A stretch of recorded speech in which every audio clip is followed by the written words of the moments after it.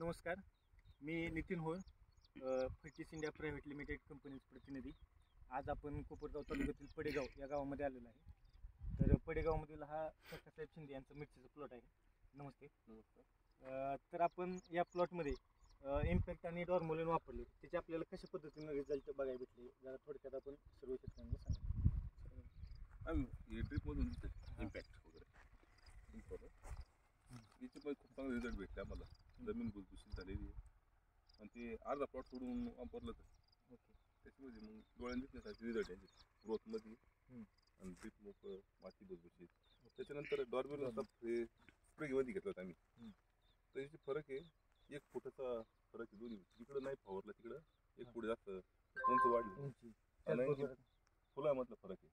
फळाची चकाकी पण वाढली. ओके, चांगला फरक वाटला, एकदम उत्तम रिझल्ट. हां. तर आपण बघतोय की आता यांनी आपल्या ह्या प्लॉटमध्ये इम्पॅक्ट 1 लिटर वापरलं होतं, तर या अर्ध्या प्लॉटसाठी वापरलेले. तर एकदम डोळ्याने दिसणारा रिझल्ट बरोबर आहे, अगदी स्पष्टपणे दिसतोय. अशा पद्धतीचा रिझल्ट भेटला. याच्यामध्ये त्यांनी सांगितल्याप्रमाणे जमीन भुसभुशीत, त्याचबरोबर पिकाची वाढ असेल, ड्रिप क्लीन असेल, अशा बऱ्याच गोष्टी आहेत.